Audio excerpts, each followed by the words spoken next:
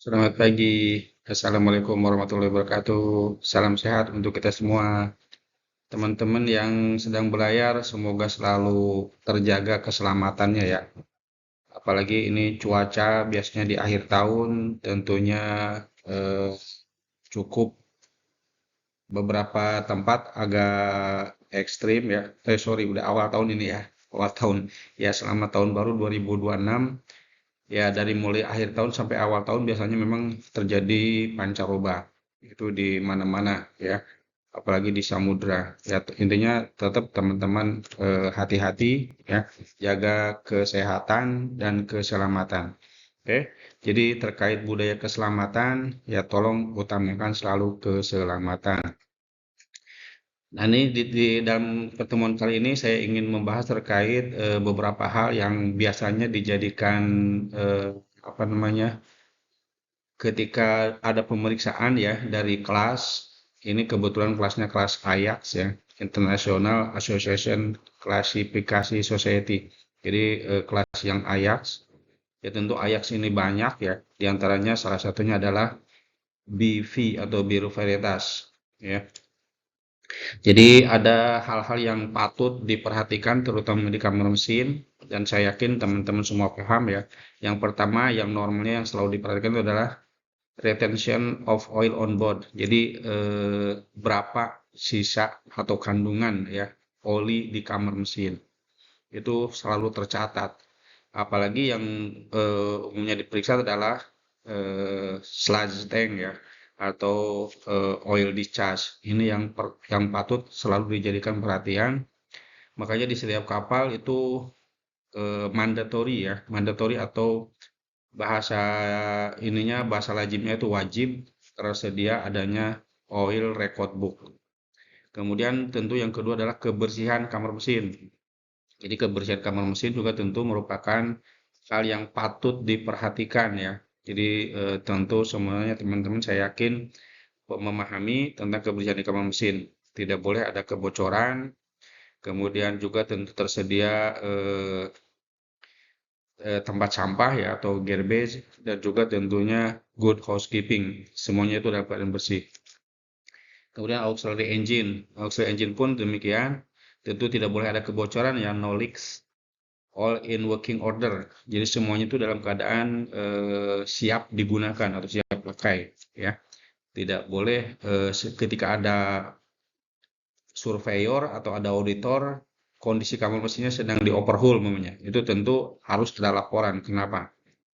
Kemudian yang kedua tentu main engine ya atau main propulsion engine. Demikian juga dengan main engine tentu harus all in working order. Semua perangkatnya itu dalam keadaan siap digunakan atau dalam keadaan siap pakai. Juga tidak boleh ada kebocoran, no leaks ya. General examination of the machinery, boiler dan sebagainya, tentu ini dalam keadaan attention being paid to fire extinguisher atau fire extinguisher. Jadi ketika ada perhatian yang terjadi resiko api, tentu itu harus jadi perhatian juga, terutama di exhaust gas ya, exhaust gas manifold. Ini tentu harus hati-hati karena itu tentu temperaturnya sangat panas, bisa di atas 600 derajat Celcius. Jadi tentu itu umumnya dibalut ya dengan menggunakan apa namanya tahan panas ya, dibalut dan juga di cover lagi supaya tidak mudah terkena apabila ada bocoran-bocoran baik itu dari minyak ataupun dari oli. Kemudian yang kelima adalah jaket diving system for high pressure, ya kan tuh. Jadi semua jaket artinya dibalut ya. Semua pipa-pipa yang bertekanan tinggi yang berhubungan dengan bahan bakar ya, fuel lines itu harus dibalut, dibungkus, di apa namanya? Ya dibalut ya, dibalut dengan menggunakan tentunya pembalut khusus yang bertekanan tinggi. Jadi ketika ada kebocoran akan terlokalisir. Yang berikutnya adalah perlengkapan daripada oil water separator ya, OWS. Nah, ini tentu tadi hubungannya dengan yang pertama. Jadi ketika harus ada tercatat berapa kandungan oli kotor yang berada di kamar mesin, ya. Dan juga normalnya setiap minggu itu harus tercatat ada penambahan atau ditampungnya kemana. Kalau ya saya yakin teman-teman yang biasa di kapal asing sudah terbiasa dengan record ya, oil record book, tentu tercatat discharge of influent overboard. Juga tentu ini harus provide to stop ya, harus menutup yang pintu keluar overboard ya. Kemudian juga 15 ppm arrangement alarm. Jadi tentunya dipastikan bahwa alarm ketika dia melewati 15 ppm, maka alarm itu harus berbunyi atau berfungsi ya. Ini tentu masih kaitannya dengan oil water separator ya. Dan tentunya verification of the calibration record or calibration certificate ya. Jadi sertifikat daripada oil record book atau kalau di kamar mesin adanya International Oil Prevention Pollution ya, IOPP. Itu juga tentu harus regularly update ya, harus terupdate, harus valid. Jangan sampai sertifikatnya mati. Yang berikutnya ya tadi baik lagi ke oil record book ya, oil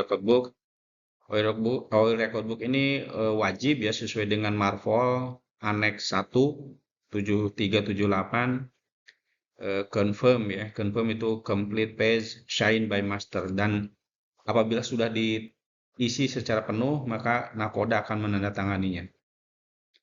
Kemudian yang berikutnya adalah fire farm. Nah, fire farm ini di kamar mesin harus ya tersedia di kamar mesin. Ada fire farm, ada juga emergency fire farm. Nah, normalnya akan di tempat yang berbeda ya. Kalau fire farm itu normalnya ada di kamar mesin, sedangkan emergency fire farm normalnya berada di luar ya, di luar kamar mesin. Kenapa ditaruh di luar? Karena ketika terjadi blackout atau ada emergency, contoh kebakaran di kamar mesin, maka emergency fire farm harus dapat difungsikan dari luar. Dan itu harus berdiri sendiri ya. Tidak boleh menggunakan elektrik dari kamar mesin, karena bisa saja kamar mesinnya blackout atau kebakaran ya. Kita bukan mengharapkan itu, tapi ketika terjadi hal demikian, maka emergency fire farm harus dapat berfungsi untuk memadamkan api. Kemudian berikutnya adalah steering gear ya, atau kemudi. Nah, kemudi pun ini saya yakin teman-teman sangat paham. Tersedia juga adanya emergency steering gear ya, atau kemudi darurat. Nah, ini kemudi darurat pun tentu teman-teman harus memahami bagaimana penggunaannya ya, sehingga patut ditulis atau confirm that emergency instruction are posted. Jadi situasi emergency untuk kemudi itu harus ditempelkan ya, atau di stick, sehingga semua orang bisa mengerti bagaimana cara mengoperasikan situasi ketika emergency kemudi harus digunakan. Kemudian sign indikasi weather detector, fire detector dan fire dampers, dan semuanya itu harus dipasang ya, sign itu artinya tanda-tanda. Semua tanda-tanda baik itu pemadam kebakaran, adanya fire extinguisher dan lain sebagainya, atau emergency exit ya, itu semua harus terpasang. Berikutnya ada emergency lighting dan baterai. Nah, ini pun demikian. Emergency lighting ya, teman-teman harus memahami apakah dia menggunakan emergency generator atau baterai ya. Ini yang tentunya harus dipastikan. Juga adanya alarm dan VA ya. VA itu public addresser ya. Ini tentu semua area harus dapat mendengar. Ketika teman-teman ada overhaul, umpamanya misalnya di incinerator ya, atau di separator, maka ketika ada pengumuman itu harus dapat terdengar. Jangan sampai ketika teman-teman sedang bekerja dan tiba-tiba ada pengumuman dan tidak bisa dengar. Itu tentu tidak boleh. Jadi walaupun generator running ya, tetap kita bisa mendengar. Kemudian fire fighting equipment. Nah, itu tadi ya, fire fighting equipment tentu disesuaikan kapalnya dilengkapi dengan jenis pemadam kebakaran apa ya. Juga fire fighting equipment.